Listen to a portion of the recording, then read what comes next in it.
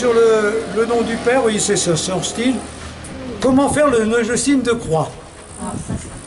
Ben, il a une manière. Au nom du Père, main sur le front, je voudrais écrire Dieu sur tous mes rêves, je voudrais marquer Dieu sur toutes mes idées, je voudrais que la main de Dieu soit sur toutes mes pensées. Ouais, c'était quand on fait le Notre Père, essayer de lui donner quand on fait le signe de croix, lui donner du sens. Ça, c'est une manière de faire. Hein. Au nom du Fils, main sur le cœur, c'est pas tout à fait le cœur, mais c'est mieux de la mettre sur le cœur. Je voudrais dire Dieu, je voudrais chanter Dieu avec tous les mots de mon amour, je voudrais planter Dieu dans tous les jardins de ma tendresse. Au nom du Saint-Esprit, la main qui fait la traversée et le voyage, depuis une épaule jusqu'à l'autre épaule, je voudrais écrire Dieu sur tout moi-même, je voudrais m'habiller de Dieu de haut en bas et d'une épaule à l'autre, je voudrais que le grand vent de l'Esprit souffle d'une épaule à l'autre, d'un bout du monde à l'autre jusqu'aux extrémités de la terre. C'est beau, hein? Ça, j'ai pas de commentaire à faire. C'est mettre du sens dans nos gestes. Si on pensait vraiment à tout ça, toutes ces phrases, on le ferait très très lentement. Il nous faudra un quart d'heure pour le faire. Voilà. Mais justement, ça, c'est significatif voilà, de ce qu'il a voulu dire. Plutôt que de faire d'établir des restes, de faire des signes de croix, hein, ben, mettre du sens. Les pensées, voilà. Et les rites, pareil. Que ce soit le baptême, la messe, mettre du sens, de la spiritualité, c'est ça aussi. Spiritualiser les gestes, hein, plutôt que de les faire machinalement. Les mots et les mots à pardonner. Bon, ça c'était un jeu de mots, mais voilà. Ensuite, je veux vite parce que c'est facile à comprendre. Pour nos grands mots creux, roulant dans le vide, tous ces mots sur deux en ordre et sordide, pardon. Pour tous nos mots pieux, bénissant la crasse, nos mots religieux, d'eau tiède et lavasse, pardon. Voilà, vous en prendrez ce que vous voulez. Pour nos mots qui tuent, alors ça c'est vrai, hein, qui violent et torturent, mots cachés ou tuent, qui fouillent et triturent, pardon. Les mots qui fouillent la vie des gens, là, etc. Pour ces mots sans yeux, pour ces mots terribles, qui séquestrent Dieu en versets de la Bible, pardon. Ah, pardon, quand on met des citations bibliques sur des condamnations de certaines personnes. Enfin, voilà. Vous voyez son style, hein, c'est ça? Donc pardon pour tous nos mots qui font du mal. Hein. Les mots qui font du mal. Ça va comme ça, hein, c'est pas compliqué. Voilà. Alors là, l'Eucharistie. L'Eucharistie, c'est Dieu qui aime. Alors là, il y a une question qui est intéressante, parce que souvent on dit, ceux qui vont à la messe ne sont pas meilleurs que les autres. Vous êtes bien d'accord, hein? Voilà. Ceux qui vont à la messe ne sont pas meilleurs que les autres. Eh bien, lui, il dit que c'est bien. Ceux qui vont à la messe ne sont pas mieux que les autres. Ce serait plutôt le contraire. Eh bien, voilà ce qu'il dit. Les chrétiens ne sont pas choisis parmi les premiers, mais parmi les derniers. Jésus n'a pas inventé l'Eucharistie pour les meilleurs, mais pour les pécheurs. Ce ne sont pas ceux qui n'ont besoin de rien qui sont invités à l'Eucharistie, mais ceux qui ont besoin de tout. L'Eucharistie n'est pas faite pour ceux qui ont le ventre plein, mais pour ceux qui ont faim. L'Eucharistie n'est pas faite pour les gens arrivés, mais pour ceux qui sont en chemin. L'Eucharistie n'est pas une récompense, l'Eucharistie c'est Dieu qui aime. C'est bien, hein? C'est-à-dire, voilà, eh ben, ceux qui vont à la messe sont peut-être pas meilleurs que les autres, mais ils ont encore, ben justement, ils ont besoin de la messe pour ça, pour devenir meilleurs. Hein? Ils prêchent à des convaincus, là. Ah ouais, mais pas tant que ça, parce que bien souvent on dit, à quoi ça sert d'aller à la messe parce que les chrétiens ne sont pas meilleurs que les autres? Ben oui, mais justement, ils en ont encore plus besoin que les autres. Ceux qui sont parfaits, s'ils ne vont pas à la messe, ont besoin d'y aller. Vous voyez un peu ce que ça veut dire? C'est une nourriture, on en a besoin. Bon, on en a besoin pour devenir meilleur. Donc quand on est pécheur, ben, la messe est faite pour nous. Quand on ne vit pas l'évangile alors qu'on en parle, ben, faut retourner à la messe pour vivre l'évangile. C'est quand on est en recherche, mais pour les gens insignifiants, bon, ça fait pas de différence, quoi. Voilà. Ouais, c'est ça. C'est quand même un lieu de relation humaine aussi. Aussi, fraternel, voilà. Quand Ben, on rejoint l'idée fraternelle. Le Christ a besoin de nous.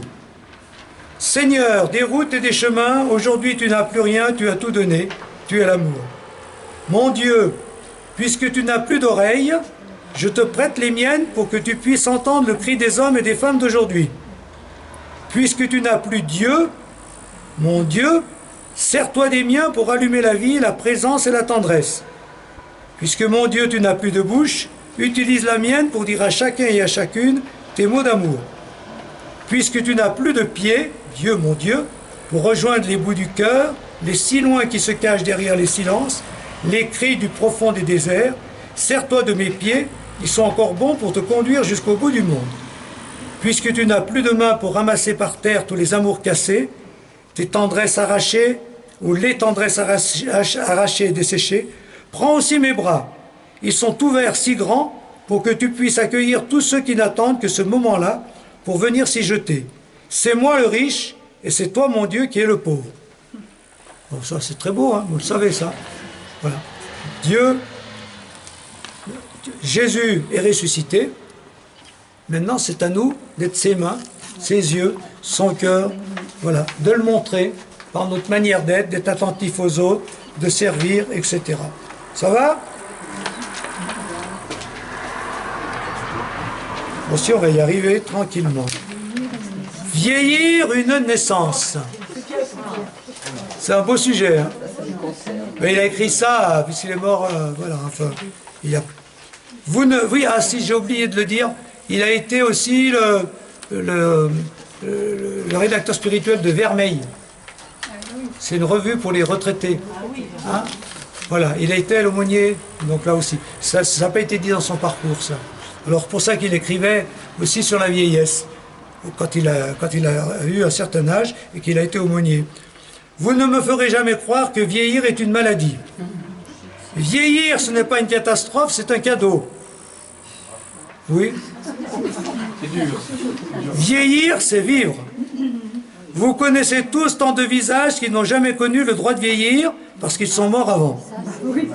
C'est vrai qu'en vieillissant, on marche plus lentement. Et c'est vrai qu'on n'a plus 20 ans. Mais justement, pour la première fois, on a le temps. On a le temps. Alors qu'avant, on était toujours pressé. Aujourd'hui, vous découvrez que le temps est un trésor. Vous me direz si vous êtes d'accord. Avec du temps, on peut savoir que les autres existent. On peut leur accorder un regard. On peut leur adresser la parole. Et surtout, on peut les écouter. Les autres générations sont trop souvent en train de se refermer sur leurs blessures parce qu'il n'y a jamais personne qui ait le temps de les écouter. Prenez ce temps. C'est une naissance, c'est un Noël. Oui, vu sous ces temps, c'est une vérité. C'est vrai que vous avez du temps et que vous l'utilisez pour écouter, pour faire ce que vous n'avez pas pu faire jusqu'à présent.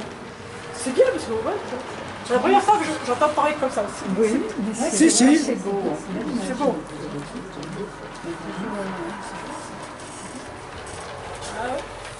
Oui, c'est vrai que avant on était toujours pressé, mais est-ce que maintenant vous ne l'êtes pas encore? On l'est bien encore un peu. Hein. Qui aujourd'hui peut dire je ne suis pas pressé? Il faut aller vite, il faut faire ci, il faut faire là. Hein. Bah on est quand même moins quand on va. Toi, tu peux dire ça? Ah bon? Et qu'est-ce que tu fais pour tenir ça? Eh ben, je sais dire non. Il faut savoir dire non. Oui. Alors, quels autres conseils? Ceci dit, on est pressé, hein, on est pressé par les autres.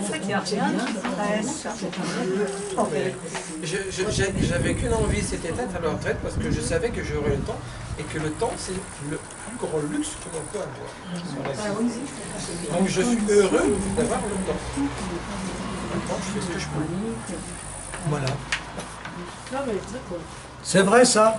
oui, avec la retraite, on a le temps, des vacances, d'appeler des amis au loin, de prendre des nouvelles. Oui, c'est vrai. On a plus de temps. On peut s'organiser. Donc voilà ce qu'il faut retenir. Et il y aura une dernière citation à la fin, mais que c'est pas dans les textes. Alors, celle-là, pourquoi tu l'as pas mis avec les autres? Je sais pas pourquoi. J'avais pas mis dans les textes. Ouais, je l'avais mis dans les groupes, enfin, peu importe. On le dira, je crois que c'est quand même bon de le dire. Alors, l'urgence de la mission. J'aurais pu commencer par là. On va finir par là. Et ça va remuer toutes les questions qu'on a évoquées. Alors, c'est le cardinal Suard qui a fondé la mission de France en 1941 pour inviter l'Église à sortir de la chrétienté et à partir en mission dans notre pays. France, pays de mission, vous avez connu ce livre, non? Vous l'avez peut-être lu, en 1943. Et dans nos sociétés déchristianisées où Dieu devient le grand absent. Alors voilà ce qu'il disait dans les années 40. C'est impressionnant, mais j'ai relu l'autre jour, j'ai dit il faut que je cite. Voilà. Jadis, paroisse et communes n'avaient qu'un même vocable, parce qu'elles coïncidaient totalement. Ça, c'est ça, hein, voilà. Aujourd'hui, elles n'ont plus ni la même mesure, ni la même extension. Car un fait primordial s'est produit comme à ses origines. L'Église se retrouve dans un monde en partie paganisé. En 40, il écrit ça. En 40. Donc moi, je suis né après. Hein? Donc ça veut dire que je suis né dans un monde paganisé. Alors quoi? Alors que je croyais être né dans la chrétienté. Non, enfin bon. Mais avec cette double différence. D'une part, que ce paganisme n'est plus comme celui du début, élémentaire et encore religieux. Les païens d'autrefois, ils étaient religieux. C'est-à-dire, ils adoraient des divinités, des idoles. Hein. Il s'est constitué en mystique organisé, en humanisme athée. Hein. C'est Dieu, c'est l'homme qui compte, c'est pas Dieu. Voilà. Au contraire, Dieu empêche d'être homme. Et d'autre part, ce que je l'ai dit tout à l'heure, que l'Église n'est plus naissante, et là derrière elle des siècles de chrétienté. Dès lors, on comprend le malaise. Quel est le malaise? Paroisse, œuvre, institutions n'ont pas grandi aussi vite que les réalités et les groupes sociaux, spécialement ces dernières décades, ni surtout dans le même sens. Elles sont tournées vers l'intérieur et non vers l'humanisme qui s'élabore. La vie contemporaine s'est constituée en dehors du christianisme. Vous êtes bien d'accord avec ça, hein? Comme si le christianisme ne visait plus qu'un pays fictif. Vous vous rendez compte de dire ça en 40 hein? Une masse immense de nos frères a perdu non seulement le contact vivant avec Dieu, mais jusqu'à son souvenir. En 40, ils pouvaient déjà dire ça. Des vies d'apôtres se consument. Comment? Il y avait eu la guerre et tout ça. Non, puis le monde ouvrier. Hein, le monde ouvrier, des usines, etc. Oui. Des vies d'apôtres se consument dans une stérilité apparemment totale. Des élans magnifiques se heurtent à une indifférence placide à l'égard de la foi ou à son refus concerté. Ben voilà, l'indifférence totale ou le refus concerté. L'ensemble de nos populations ne pense plus chrétien. Il y a entre elles et la communauté chrétienne un abîme.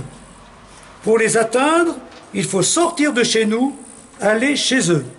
Voilà la conviction. Puisqu'ils viennent plus vers nous, il faut aller vers eux. Et pour aller vers eux, ben, faut partager leur vie. Alors aller vers eux, ben, Mission de France travailler, ou aller dans la rue, ma rue et ma cathédrale, créer la relation, aller vers les gens. L'absence de Dieu n'est pas géographique, comme s'il y avait seulement certaines autres qui lui échappaient. C'est une absence congénitale et universelle, à la fois un fait et une intention systématique. Dieu est absent, banni, expulsé du cœur même de la vie. La société s'est refermée sur cette exclusion. C'est un vide, un désert de Dieu. C'est dur, hein? En 40-42, nous on l'écrirait maintenant. Et encore, Oui, mais c'est toujours d'actualité. On entend déjà ça dans Louisa dès le 19e siècle. Hein. Louisa Piccarata, les écrits. Ah, il y a déjà des écrits qui sentaient le vent venir. L'Église est devenue étrangère au monde, et le monde également étranger pour l'Église. Il y a un mur qui sépare l'Église du monde. Voilà. Alors, je mets la question. Évidemment, ce que disait le cardinal Suard, mort en 49, hein, donc c'est amplifié, la nécessité de la mission chez nous s'est amplifiée. Le pape François revient, hein, aller vers les périphéries, la mission, la mission, la mission. Bon, comment aujourd'hui sortir de chez nous pour aller vers ceux qui sont complètement indifférents à Dieu? Comment, comme le demande encore le pape François? L'exemple du père de Bruyne nous inspire-t-il, ou faut-il inventer autre chose, ou carrément revenir en arrière? J'ai reposé les questions que je vous ai déjà posées.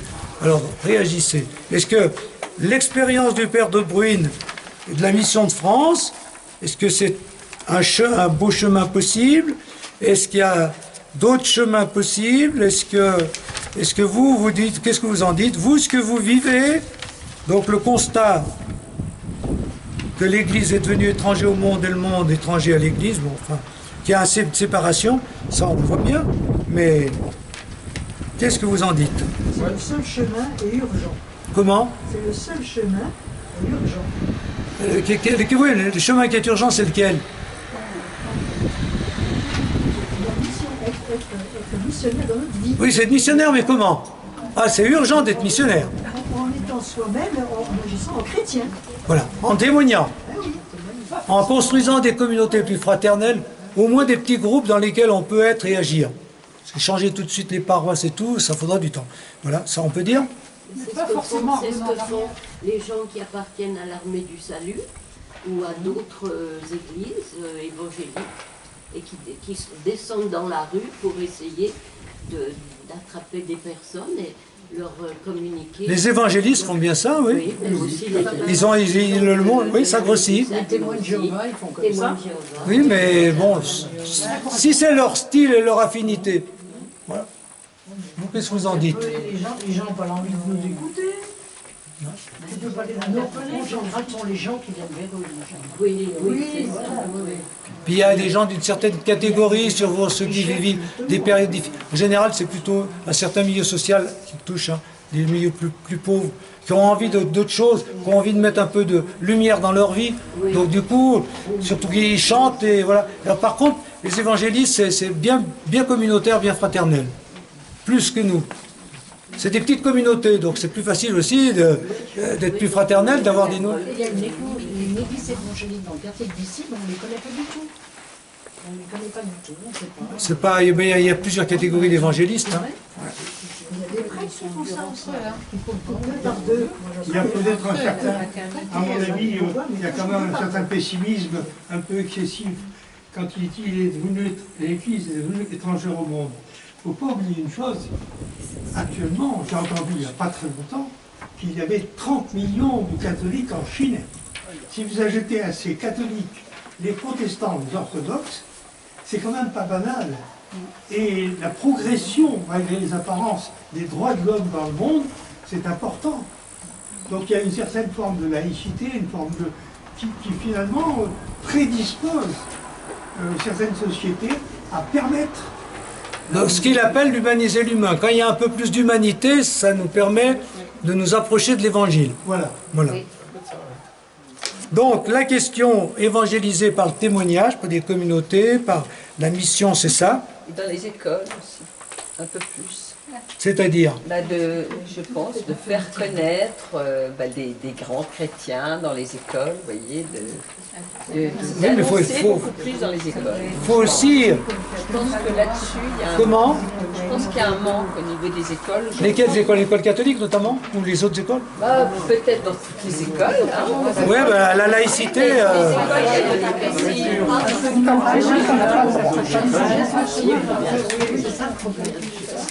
C'est une méconnaissance. Mais c'est très disparate. Comment tu dirais, Elisabeth? Moi, j'ai eu l'expérience de l'enseignement catholique et c'est vrai qu'il fallait se battre pour s'affirmer face aux élèves, oui, moi j'ai vu des chahuts pas possibles en catéchèse, j'ai vu nulle part ailleurs en enseignement catholique, voilà. Alors que je ne connaissais pas ça en aumônerie. C'est-à-dire quand il y a... respectueux de notre témoignage. C'est pour ça que moi, pour le moment, je suis bien dans l'interrogation, parce que tout ça, je dis, on va voir ce qui pousse, puis encourager ce qui pousse, on verra bien. Alors, là, pour ce qui est des écoles catholiques, moi j'étais accompagnateur jusqu'à cette année du lycée Saint-Ambroise. Ah oui. C'est le grand lycée, 1100 élèves. Au mois de mars, j'ai poussé un peu là-dedans, les responsables de la catéchèse, l'animateur pastoral, j'ai dit, bon, c'est bien de faire des... Il y a une aumônerie, ils sont une vingtaine de jeunes sur 1100 à venir. Alors, et puis quelques-uns qui font la confirmation. Moi j'ai dit, mais il faudrait quand même quelque chose, puisque c'est catholique, au moins, qu'il y ait quelque chose pour tout le monde. Qu'on fasse une ou deux un rassemblement. Bon. Alors ils ont imaginé une journée entière, non c'était une matinée entière, de 8h à midi, de réflexion sur les raisons d'espérer. Pour tous les secondes, ça faisait 400 jeunes. Tous les secondes, et les profs, tout le monde devait s'y mettre. Donc obligatoire, le directeur, obligatoire de de faire ce temps-là. Moi, j'y suis allé à la fin pour le partage. Il y avait une vingtaine de groupes qui ont dit, voilà ce qu'on a dit sur les raisons d'espérer, etc. Il y a d'ailleurs un seul groupe qui a mis Dieu, c'était un musulman. Parce qu'il y a des musulmans aussi dans les écoles catholiques. Les autres, c'était l'humanisme, l'écologie, etc. Bon, résultat de ça, le syndicat CFDT a attaqué, a respecté, a dit que c'est pas normal qu'on oblige tous les profs à réfléchir sur à faire autre chose que leur programme, tout ça. Conclusion, l'animateur en pastoral démissionne et va à Marseille. Et moi j'ai dit, à 77 ans, m'occuper encore des lycéens, j'en profite pour dire, le nouvel évêque, une chose de plus, qu'il trouve un autre accompagnateur. Mais ça, moi je me dis, quand même, qu'on ne peut pas une fois dans l'année, en plus un sujet ouvert. Donc la théorie, c'est quand même ça le problème. Dans les écoles catholiques, je ne sais pas si c'était pareil à Saint-François, on veut bien qu'il y ait des jeunes qui aillent à l'aumônerie. C'est leur liberté, ils peuvent aller à l'aumônerie, mais en dehors des heures de cours, à un autre moment. Donc on faisait 2 ou 3 messes dans l'année, à l'occasion de la Saint-Ambroise, à l'occasion de voilà, pour les volontaires. Des fois, il y avait une 50aine de jeunes. Ça, pas de problème. Mais qu'on oblige tout le monde à réfléchir sur un sujet qui a un lien avec la foi, pas question, c'est pas... Les profs sont pas faits pour ça, même dans un enseignement catholique. Donc c'est pour ça qu'on peut tout dire. Hein. C'est très difficile, hein. Oui, mais ils sont recrutés sur leurs compétences professionnelles. Ils sont recrutés sur leurs compétences professionnelles et non pas sur leur envie de transmettre la foi et d'en témoigner. Voilà. Qu'est-ce que je vous dis? C'est ça. Hein. Voilà. Donc, conclusion. Avant la conclusion, ah ben si, il faut la faire là. Donc on verra. Moi, pour moi, la mission, ma conclusion, c'est aujourd'hui, il faut être missionnaire, mais comment? Ma réponse, que chacun fasse comme il sent, mais j'ai pas de réponse pour tout le monde. Ceux qui veulent, ici, ils veulent rétablir plus d'identité, pourquoi pas? Moi, c'est plus la relation et la spiritualité. Mais bon, donc il faut prendre les gens tels qu'ils sont. Voilà. Mais c'est la vraie question, vous voyez, qu'elle ne date pas d'aujourd'hui. Et pour conclure aussi, enfin, j'ai déjà plusieurs conclusions, mais le cardinal Suari, s'il disait ça aussi, c'est parce qu'il est dans ceux qui ont permis au Concile Vatican II de... Hein, c'est parce qu'ils se sont rendus compte que l'Église ne touchait plus le monde. Et quand le Jean XXIII a décidé l'adjuramento du Concile, c'était l'Église ouverte sur le monde. C'est ça le grand document, hein, que l'Église s'ouvre sur le monde pour l'évangéliser, qu'elle ne se replie pas sur elle-même dans un repli identitaire. Voilà. Donc c'était le Concile Vatican II. Voilà, pour ça aussi qu'on a ça. La dernière chose, vous l'avez